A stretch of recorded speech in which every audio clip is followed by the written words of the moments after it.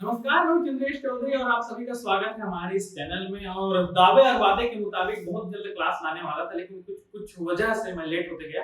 और दावे के और वादे के मुताबिक मैं आपको छत्तीसगढ़ के साथ साथ देश विदेश के तमाम नई जानकारियों से अवगत कराते रहूंगा। चलिए आज शुरू करते हैं। छत्तीसगढ़ में इन दिनों कोल माइंस के ऑप्शन को लेकर के चर्चे में है, और ये चर्चा तब से शुरू होता है जब से हसदेव कोल माइंस, हसदेव केते बेसिन का जो मामला होता है वहां से तूल पकड़ता है। और इसके साथ साथ बीते 29 मार्च को कोल मंत्रालय के द्वारा ऑप्शन जारी किया जाता है टोटल 101 कोल माइंस का, जिसमें छत्तीसगढ़ के 23 कोल माइंस के नाम आते हैं। और इसी 23 कोल माइंस में 6 कोरबा जिले में आते हैं, और इन्हीं कोरबा जिले में से एक का नाम आता है कोरकोमा कोल ब्लॉक, KCB। इस लिस्ट में कोरकोमा कोल ब्लॉक का भी नाम शामिल है। आज कोरकोमा कोल ब्लॉक के बारे में एक एक जानकारी जानेंगे कि कितने एरिया, कितना कोयला और कब से शुरू हो जाएगा, और किस किस इलाकों में खनन की तैयारी होगी, कितना एरिया लैंड एक्विजिशन किया जाएगा, सरकार के द्वारा कितनी जमीन ली जाएगी। इन सब के बारे में हम आपको इस वीडियो में बताएंगे, तो मेरे साथ बने रहें। चलिए शुरू करते हैं। इससे पहले आपको मैं कोयले की कहानी थोड़ी बता दूं। वैसे भारत कोयला उत्पादन करने वाला पांच देशों में शामिल है। पहला है अमेरिका, चाइना, ऑस्ट्रेलिया, और उसके बाद आता है भारत और रशिया। इन सब में भारत में कोयले की शुरुआत सन 1774 में ब्रिटिश इंडिया ने, ईस्ट इंडिया कंपनी ने शुरू की थी। वो बांग्लादेश का रानीगंज जगह था, यहां से इन्होंने कोयले की खनन की शुरुआत की थी। उस समय कोयले की मांग कम थी, और मांग कम होने की वजह से और औद्योगिक क्रांति नहीं होने की वजह से, कोयले की डिमांड कम होने की वजह से खनन की प्रक्रिया पूरी तरह शुरू नहीं हो पाई थी। लेकिन साल 1853 में ब्रिटेन में भाप वाले इंजन की शुरुआत होती है, और इसके बाद कोयले के खनन की शुरुआत जो है भारत में थोड़ा सा गति पकड़ लेता है। लगभग 61 लाख टन की खुदाई होती है, खनन होती है। इसके बाद जैसे जैसे साल बढ़ता है, समय बढ़ता है, और फिर कोयले की डिमांड बढ़ती है, औद्योगिक क्रांति होती है, और फिर कोयला की खनन की शुरुआत भारत में तेजी से बढ़ जाता है। आज की स्थिति ऐसी है कि भारत में कुल 319 अरब टन कोयले के भंडार है। एक डेटा आया था उसके हिसाब से, और जिसमें से अगर छत्तीसगढ़ की बात करूं तो 74,191.46 मिलियन टन छत्तीसगढ़ में आपको कोयला मिलता है। और इसी में से कुछ हिस्सा आता है कोयले का, और कोयले में कोरबा का, जो हाईएस्ट जो कोरबा में कोयला है वो अच्छे क्वालिटी वाला है, बिटुमिनस क्वालिटी का कोयला मिलता है, और इसकी डिमांड मार्केट में बहुत ज्यादा है। चलिए शुरू करते हैं आज का कोरकोमा कोल ब्लॉक के बारे में, और आपको मैं सीधे ले चलता हूं मैप में।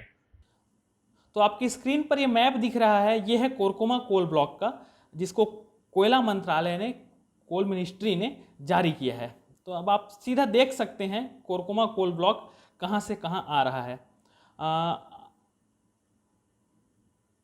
ये जो इलाका है ये कचांदी वाला इलाका है, कचांदी नाला, जिसको लोहार पारा के नाम से जानते हैं। ये वाला हिस्सा यहाँ से शुरू होता है एक कोना, और दूसरा कोना जो है वो ढेंगूडीह का ये बस्ती दिख रहा है, और तीसरा कोना ये केरवा और दरगाह वाला रास्ता है, यानी जो हम लोग करूमार के नाम से जानते हैं, जिधर खेतें हैं बहुत सारी। ये जो पहाड़ है, जिधर पहाड़ है और पहाड़ है जिसके जरिए कुछ कुछ नदियां भी निकल के सामने आती है, मुझे नाम याद नहीं आ पा रहा है। और ये पहाड़ का किनारे किनारे वाला हिस्सा है, और ये जो हिस्सा है ये बताती की ओर जाता है। ये वाला जो रास्ता है ये बताती की ओर जाएगा, और इसी तरह आते आते आते आते ये कोरकोमा को पूरा कवर करता है। ये कचांदी वाला हिस्सा हो गया, मातमार वाला हिस्सा हो गया, और ऐसे करके कुल 20.2 किलोमीटर, 2 स्क्वायर किलोमीटर का हिस्सा जो है वो इसमें कवर हो रहा है। और सबसे बड़ी बात यह है कि ये कोरकोमा का ये शिवनगर वाला हिस्सा है, ये शिवनगर हिस्सा है, ये रामनगर, कैलाश नगर, और ये फिटकपारा वाला जो हिस्सा है वो आता है। यानी कि पूरा बस्ती जो है, कोरकोमा का पूरा गांव जो है वो इस इलाके में आता है। इसी के साथ कचांदी का भी पूरा गांव यहाँ आ रहा है, ढेंगूडी का कुछ हिस्सा आ रहा है, और नीचे मातमार का भी कुछ हिस्सा। हालांकि उसमें गाँव की बात नहीं आ रही है मैप के हिसाब से, गाँव छूट जा रहा है। अगर मैं मैप को थोड़ा छोटा करूँ तो आप देख पाएंगे कि मातमार का जो है वो सिर्फ जंगल आ रहा है। ये मातमार का बस्ती जो है वो छूट जा रहा है। तो मातमार वाले लोग खुशनसीब हैं कि वो अपने जगह पे ही रहेंगे, और बाकियों को हो सकता है, मैं तो कंफर्म नहीं बोल रहा हूँ, हो सकता है गांव छोड़ करके उनको कहीं दूसरी जगह विस्थापन करना पड़ेगा। तो ये है कोरकोमा का ये हिस्सा जो मेरे को बार बार बोल रहे थे कौन कौन सा हिस्सा आएगा। तो ये शिवनगर वाला हिस्सा हो गया, और ये जो जंगल है ये करूमार वाला जहाँ पे हिस्सा है, और जिधर खेते हैं बहुत सारे, जहाँ खेती होती है, ये पूरा का पूरा ज़मीन जो है वो इस कोल ब्लॉक में आ रहा है। तो ये छोटी सी जानकारी थी, और छोटी नहीं बहुत बड़ी जानकारी थी। तो ये मुझे लगता था कि आप लोगों तक पता होना चाहिए कि कौन सा हिस्सा आ रहा है। और ये जो अगर मैं रास्ता की बात करूं, अगर आप लोग अभी भी लग रहा होगा कि नहीं आ रहे तो कोरकोमा नहीं है, ये बस्ती नहीं है, तो अगर आप देखेंगे तो ये जो हिस्सा है ये कोरबा वाला रास्ता है, कोरबा धर्मजयगढ़ वाला रास्ता है। ये ऐसे हो करके ये धर्मजयगढ़ की ओर निकलती है। यहाँ पे बताती मिल जाएगा आपको।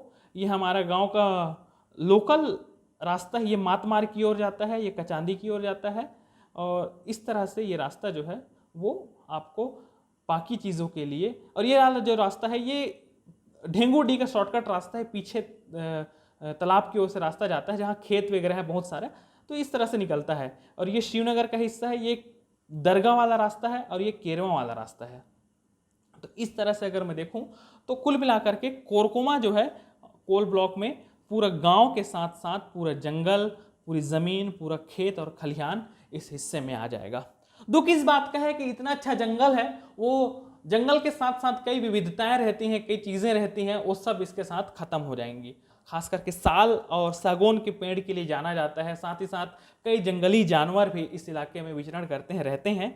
तो इन सब चीज़ों के लिए सरकार को थोड़ा ध्यान देना चाहिए, किसी और हिस्से का भी खुदाई कर ले, जब ज़रूरत पड़ेगी आखिरी में तब इस हिस्से का उपयोग करें। तो ये आप लोग एक अगर स्क्रीनशॉट लेना चाहते हैं तो ले सकते हैं, देख सकते हैं, ये हिस्सा जो है कोरकोमा कोल ब्लॉक में आएगा। आज की इस वीडियो में फिलहाल इतना ही, और तमाम जानकारी के लिए मेरे इस चैनल को सब्सक्राइब कर लीजिए। मैं आगे भी और अन्य कोल ब्लॉक के बारे में मैं वीडियो बनाते रहूँगा, उनकी जानकारी देते रहूँगा। साथ ही साथ मीडिया और तमाम देश दुनिया की बड़ी खबरों को भी, इसका भी विश्लेषण बहुत जल्द आपके सामने मैं इस पर लाते रहूँगा। बहुत बहुत धन्यवाद।